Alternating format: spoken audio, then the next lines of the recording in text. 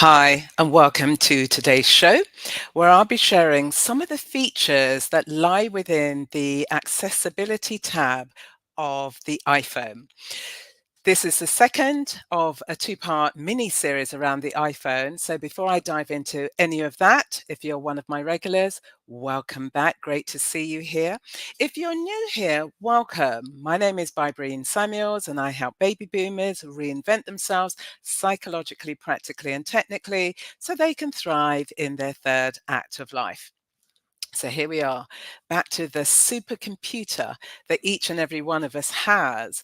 And today I'm just going to focus on a few features that actually help us to engage with the phone more efficiently and more effectively, and how the iPhone and the accessibility features can actually help us on our way.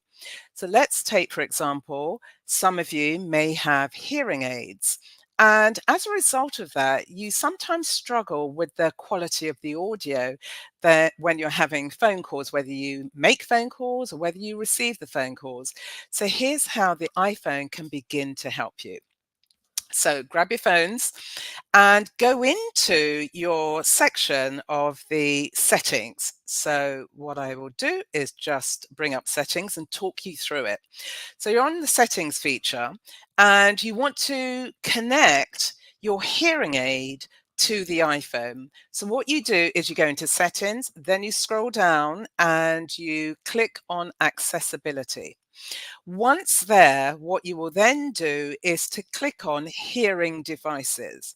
When you're inside hearing devices, what you will see is that there's a symbol and it's swirling away. And what this is doing, it's trying to pick up your hearing aid. Now, just bear this in mind. If your hearing aid already has a set of instructions and it has an app that tells you how to connect with the iPhone, then follow those instructions. If, on the other hand, it doesn't have a set of instructions, then follow what I'm suggesting here in terms of how you can connect your hearing aid to the iPhone. So let's go back to the hearing devices. Let's say it picks up your hearing aid, no problem. If it doesn't pick up your hearing aid, what you need to do is to go back 2 stages. So you click on the back button twice, and you go back to the first page of settings and you're going to click on Bluetooth. When you click on Bluetooth, what it does is Bluetooth is now searching for the devices and it will show your device, your hearing aid, on the phone. It won't show on my phone, for example, because I don't have a hearing aid. But this is where you will see your hearing aid shown on the iPhone. Once you see it displayed here, you then go back into settings, back to accessibility, back to hearing devices. And you will see a second option, and the second option is hearing aid compatibility. When you click on hearing aid compatibility, this is now what will then sync your hearing aid to the iPhone. So therefore, once this happens, you will then, hopefully the whole idea is to have a better experience when you are making or receiving phone calls, so the quality of the audio improves. So that's the way in terms of how you connect your hearing aids to the iPhone. So let's say, for example, that you don't have a hearing aid, but you do want to increase the volume on your phone, just in terms of, notifications, alerts, when the phone rings. Again, here's what you do. You go back into settings. And this time, what you will do is once you hit the first page of settings, you will see something called sounds and haptics. When you click on sounds and haptics, you will see, not quite sure if you could see it here, but what you will see is a slider. So I'm going to slide the button to the left-hand side. When you slide your button to the left-hand side, what it actually does, it puts your phone in silent mode. But if you actually want to hear it to its full capacity, all you need to do is slide across and you can hear your phone to its full capacity. If you just wanted it medium way, you would slide it. You will decide and determine at what volume you want your phone to sound in terms of alerts, notifications, and when it rings. So that ends that section. Now, let's say that you are lacking dexterity in your fingers and hands for whatever reason, but you still want to use your keyboard. Here's how the iPhone can help you. So what I want you to do is to pick any of the apps on your phone that has a keyboard. So I'm going to go in and I'm selecting my Notes app that's here on the phone. And as soon as the Notes app appears, you see that there's a keyboard that appears at the bottom. Now, the far left at the bottom, there's a symbol for for numbers. So you have 1, 2, and 3. Next to that, there's a symbol of a globe. When you click on the globe, what this does is it shows you 3 miniature keyboards. Now, the middle one will be highlighted. My one is highlighted as blue. So this gives you the full sight of the actual keyboard. Now, if you are right-handed, for example, what you can do is click on the right-hand keyboard. And what this enables you to do is to start typing with one hand.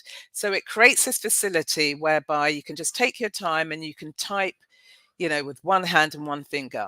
And then you would close it out. And then if, for example, you happen to be somebody who's left-handed, you would go back into the apps, look at that note section, and then click on the left-hand keyboard.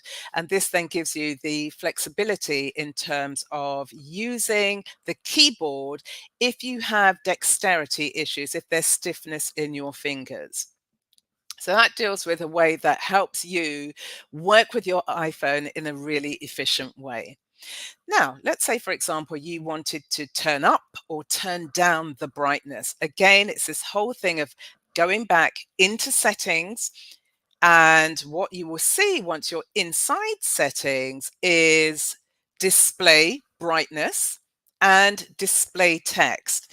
Now, when you click on display brightness, you will see that your phone comes up. There will be 2 images of your phone. So one image could be that your phone is set to the light background, and then the other image is that the phone is set to the dark background. Now, one of the key features within the iPhone is that it has this slider capacity and facility. So all you'd need to do is, for example, if you slide it all the way to the left, it shuts the phone down in terms of darkness. And then if you slide it all the way to the right, it then increases the brightness. And also what it does, you can have a background that is lighter, which is highlighted, or if you wanted a background that is darker, all you'd need to do is click on the image and then it turns the phone so it has a darker background. So you can play around with all of these features that help you to kind of engage with your phone in a more efficient way. Now, there's a feature called assistive touch. So if, for example, you wanted a shortcut in terms of how to use the phone in a really accessible way, there is this feature called assistive touch. So you would go again back into settings, you would go to accessibility, and there's a feature there called touch. Once you go into that feature of touch, it then will highlight the assistive touch, and there's a whole list of features and activities that you can do. One of the great things about assistive touch is that when you activate it, what it does, it throws up this tiny square box that has a dark background and it's got a sort of lighter gray circle in the middle. Now, this is great because this acts as like the way into the control panel of the whole phone. So if I go into, for example, and I go into assistive touch, let me find it. Let me find assistive touch. Bear with me one moment. I'll go into accessibility. I go into touch and I've turned on assistive touch and it throws up a gray box. The great thing about assistive touch is that in this box, it shows you all of the images that help you access the phone in a really straightforward way. So if I click on device, this is great. So you can click on device and you can turn the phone up, you can turn the phone down, you can lock the phone, you can rotate any of the images on the phone. Then if you, for example, clicked out of that and went back to assistive touch, it also allows you to click on the control center. Here, it gives you the features. If you wanted to go on airplane mode, if you wanted to tap into your Wi-Fi, turn it on, turn it off, it gives you a sense of the volume, Bluetooth, all of these features that are embedded deep into the iPhone, that instead of trying to scratch your head and work out what, where am I going? What do I actually need to do? All you can do is go into accessibility and then touch, and then assistive touch is a wonderful way that helps you to really utilize the features on the phone. Within this control center, it also has the symbol of focus. If you want to become more productive in the day, or if you really wanted to focus down on particular elements, you could put up a don't disturb sign. You could actually program the phone. So therefore, when you're ready to sleep, you've got your sleeping hours or your focused hours. You can use it in whatever way that you want to. So that helps with assistive touch. What else does it have? There are so many features in here. So for example, we have the fantastic Siri. Now, Siri is the voice activated way in which we can engage with our phones. And one of the wonderful features about Siri is that it literally becomes your voice assistant. So obviously you can ask it questions, you can seek requests, you can say, Siri, can you book an appointment, put it on my calendar, for example, or Siri, can you remind me to call X, Y, or Z? One of the cool features about Siri is that it actually helps to track your daily habits. Bear with me, here's what I mean. If you're somebody who every morning you go into your coffee shop and you order your coffee, it could be Cafe Nero, it could be Starbucks, doesn't really matter, and you pick up your coffee. Now, if you're somebody who uses their app and you order your coffee through their app, Siri begins to notice your daily habits. And then because it's clocking everything that you're doing, it will come to a point whereby a few weeks in, for example, and it knows that this is one of your routines, Siri will prompt you and say, do you want to order your coffee now? Because Siri has worked out that you are within close vicinity of your coffee shop. Siri can also help you to research. It scours the net. It comes up with ideas. And so here we're seeing, it's a great way of how we're seeing this hybrid of human and computer working together using AI. What else do I want to share with you? So we've done hearing. We have done touch. What else? We've done the keyboard. There's one other thing that I want to share with you. Subtitles and captions. So you're somebody who, you may have a hearing impediment and you actually want to understand what's being said to you. So there's a feature within accessibility. Again, you would go in settings, accessibility, and it's got the heading subtitle and captions. Now this is great because what this allows you to do is that you go in and you select what it is that you want to do. So do you want the text to be bolder, for example? So you would just click on bold, or do you want the text to be larger? And so what happens here is that when you click into the subtitles and the captions, it begins to caption everything that you're seeing on your screen. And you have control over, the type of styling. So there's an option within that feature that helps you to style the captions and the subtitles that exist within it. I think there's a couple more things that I just wanted to touch on with you. So we've done subtitles, we've done captioning, settings, assistive touch, I've covered that. Hearing, we've done that. And spoken content. Now, this is a great one. So again, you would go back into settings, you would go into accessibility, and it's got this feature whereby it does voiceover.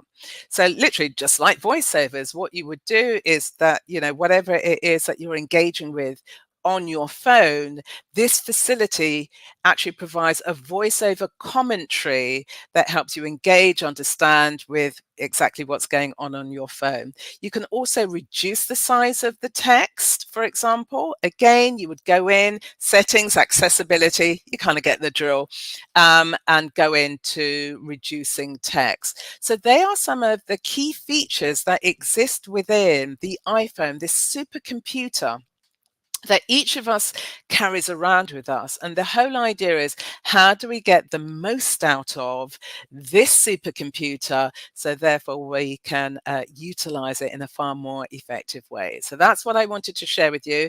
It's this introduction into the accessibility feature within the iPhone that can help you engage with it far more effectively, and you can become more productive, or if you want more entertainment, or if you want more content, you can enjoy it on this iPhone. So that's what I wanted to share with you. I look forward to seeing you all next week at 3:30 on Sunday. If you've got any comments or queries, please put them in the comment box below. If there are any particular themes or subjects that you'd love me to cover, more than happy to consider those and to deliver those to you. Put them in the comment box below, and please like and subscribe to my channel. Stay well, and I will see you again next Sunday at 3:30. Bye.